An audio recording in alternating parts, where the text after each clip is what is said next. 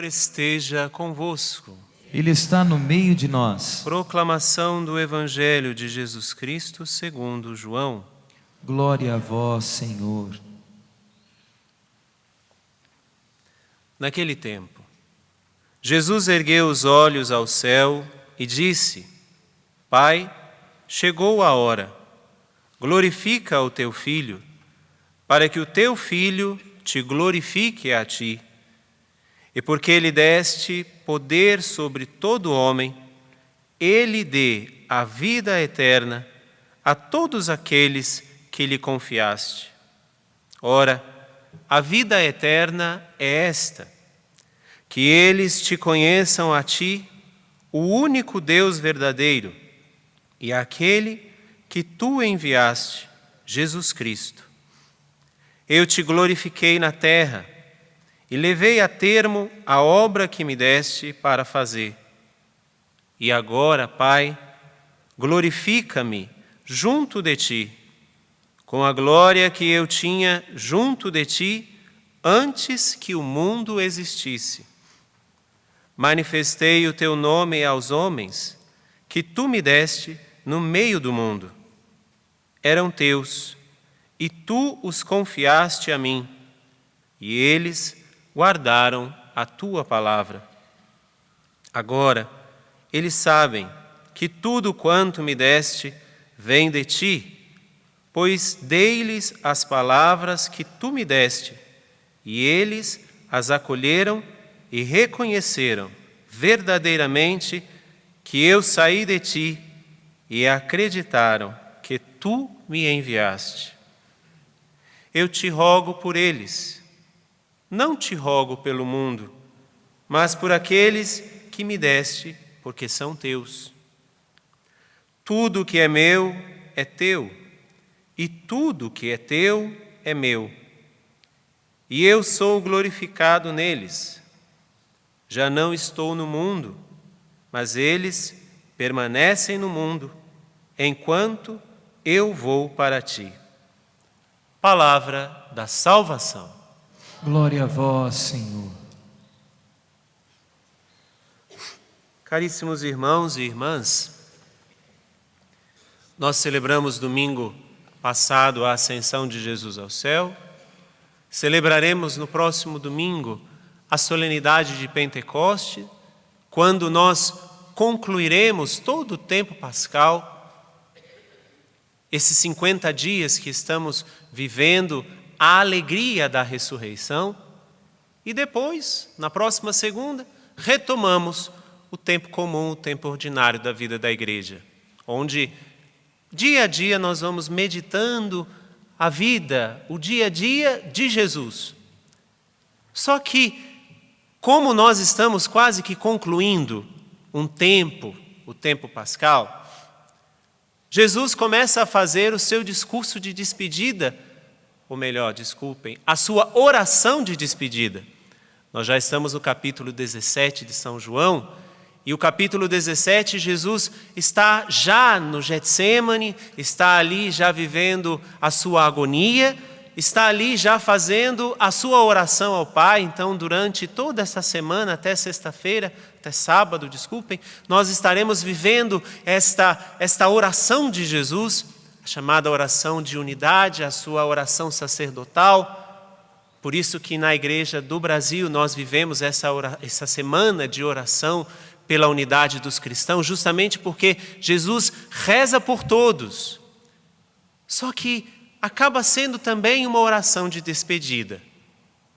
Por um lado, Jesus reza a sua oração de despedida. Na primeira leitura também Paulo já começa a se despedir. Nós estamos no capítulo 20 dos Atos dos Apóstolos. Duas despedidas, seja de Jesus, seja de Paulo.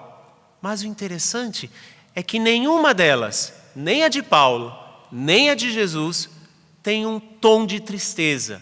De despedida, sim, mas não tem um dom de tristeza. Por quê? Porque a glória de Deus é o homem vivente, vai dizer Santo Irineu. A glória de Deus, a glorificação de Deus é que eu e você, com Jesus, o grande vivente, também possamos ressuscitar. também possamos viver para a eternidade. Por isso que, uma vez que Jesus faz a sua oração de despedida, sim, oração de despedida, mas sem nenhum tipo de tristeza, porque como ele mesmo vai dizer, eu vou para o Pai. Paulo, da mesma maneira, sem nenhum tipo de tristeza, despedida sim, São Paulo está indo para Jerusalém, de Jerusalém ele vai para Roma e lá ele vai ser decapitado, mas aqueles que fazem a experiência desta vivência em Deus, dessa vida no Espírito, não se entristecem mesmo nos momentos de despedida. 2 discursos, 2 despedidas, mas nenhum deles com tom de tristeza, porque ambos cumpriram a vontade do Pai. Mas qual a ligação entre esses 2 discursos ou essas 2 despedidas? Por um lado, o Filho, Jesus, que fez. Pelo outro lado, Paulo, aquele que pregou o que Jesus fez. A ligação dessas 2 leituras, seja do Evangelho, seja dos Atos dos Apóstolos hoje, é que Jesus fez e Paulo foi aquele que pregou o que Jesus fez. O que Jesus fez? Aí entramos no Evangelho. E porque me deste poder sobre todo homem, e que eu dê a vida eterna a todos aqueles que lhe confiaste. O que Jesus fez? Jesus nos salvou. Jesus tinha o poder do Pai sobre todo homem, sobre toda pessoa humana, para que pudesse salvar toda pessoa humana. Paulo, pelo outro lado, prega que só em Jesus Cristo existe salvação. Meus irmãos, quantos de nós queremos nos salvar? Creio que todos. Mas quantos de nós queremos nos salvar pelas nossas próprias forças? Achando que nos salvamos por aquilo que fazemos. Somente em Jesus Cristo há salvação. Ele fez e Paulo pregou. E cabe a nós, vivemos isso. Jesus fez.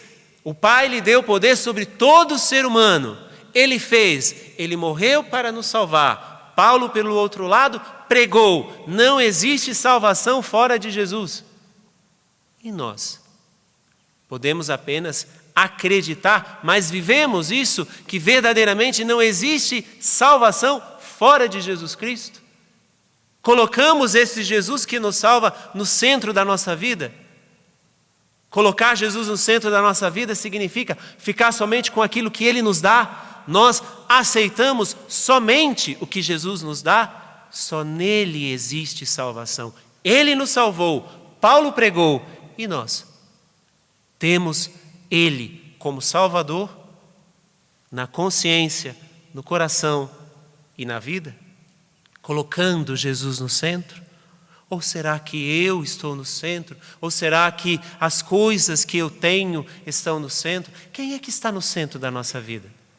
Se não está Jesus Cristo no centro da nossa vida, nós vamos aceitar tudo que nos é proposto. E aceitando tudo que nos é proposto, podemos perder aquilo que Ele nos deu e que Paulo pregou. Jesus Cristo é o único que nos salva. Segunda coisa, agora eles sabem que tudo quanto me deste vem de ti, pois dei-lhes as palavras que tu me deste. Eles acolheram e reconheceram verdadeiramente que eu saí de ti e acreditaram que tu me enviaste. Em Jesus, Ele nos salva. Paulo prega que não existe salvação fora de Jesus, a primeira coisa. A segunda coisa, Jesus, a própria palavra de Deus, se doou a cada um de nós. Enquanto Jesus, o verbo de Deus, estava apenas escrito no Antigo Testamento, Ele se encarna para mostrar a mim e a você como devemos nos salvar. Que caminho devemos trilhar para que alcancemos a salvação? E não existe outro, se nós éramos difíceis de entender, por causa que não entendíamos o que estava escrito na palavra, isso no Antigo Testamento, Ele se encarna, a própria palavra de Deus se encarna, agora para mostrar para mim e para você como é que se vive. Os padres da igreja, nos primeiros séculos, diziam que lá na criação, o Pai olhou para Jesus para criar a mim e a você. Olhando para Jesus, por isso que somos criados à imagem e semelhança de Deus. Olhando para Jesus, olhando para o Filho, Ele criou a mim e a você. Veja que coisa bela que nós somos. Nós somos a imagem e semelhança do Filho. Por quê? Porque o Pai, a nos criar, estava olhando para o Filho quando nos criou, para sermos iguaizinhos ao Filho. Mas aí entrou o pecado no mundo. E porque entra o pecado no mundo, Jesus precisou vir. Ele veio para nos salvar, mas Ele veio para nos mostrar o caminho que temos que trilhar. Esta palavra que hoje deve iluminar os nossos passos, esta palavra que foi o próprio Jesus e que foi pregada por Paulo, esta palavra que ilumina os nossos passos, para sabermos se somos criados à imagem e semelhança de Deus, temos que trilhar o caminho que Deus encarnado trilhou, para que possamos um dia estarmos na eternidade. Para que um dia possamos sim nos despedir deste mundo com muita alegria, como Jesus está dizendo, eu agora vou para o Pai. Como Paulo, que se despede sim, mas se despede com toda alegria, eu cumpri a minha missão.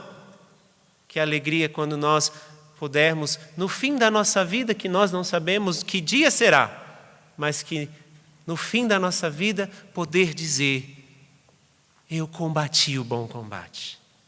Eu segui a Jesus Cristo. Eu acreditei piamente que não existe salvação fora dele. Ele fez, os apóstolos, Paulo, pregaram e eu segui. Em Jesus, Ele nos dá a salvação e Paulo prega. Em Jesus, nós temos a palavra de vida eterna, pregada por Paulo e pelos apóstolos. Mas e nós? Seguimos esta palavra? Ele nos mostrou como devemos viver, mas nós estamos seguindo, tendo o mesmo estilo de vida de Jesus, tendo as mesmas escolhas que Jesus fez, colocando a centralidade na nossa vida em Deus. Ele nos mostrou como devemos viver na sua verdade, na sua justiça, na sua bondade, na sua ética. E nós seguimos os passos desse Jesus. Ele nos deu a palavra, Ele é a própria palavra, nos mostrou como devemos viver para nos salvar. Terceira e última coisa. Já não estou no mundo, mas eles permanecem no mundo, enquanto eu vou para ti. Jesus nos salvou, Jesus nos deu a sua palavra e Jesus nos mostrou que nós estamos no mundo, mas não somos deste mundo. Ele nos fez isso, nos dando o céu. Paulo pregou isso para que possamos caminhar para o céu. Mas eu e você aceitamos? Estamos no mundo, mas não somos, porque temos um Deus que nos salvou, temos um Deus que nos deu a sua palavra para mostrar para mim e para você. O que vivemos aqui é apenas passagem. Mas essas passagens podem garantir ou não a minha entrada no céu. Meus irmãos, estamos neste mundo sim. Até o último suspiro estamos aqui, mas não somos deste mundo. O céu nos pertence, porque Deus, Jesus Cristo, garantiu para nós isso. Que Deus nos ajude e que essa Eucaristia nos fortaleça, para que possamos proclamar, só nele existe salvação, só Ele nos dá a palavra que salva, enquanto estamos aqui, porque o nosso lugar é no céu. Louvado seja nosso Senhor Jesus Cristo.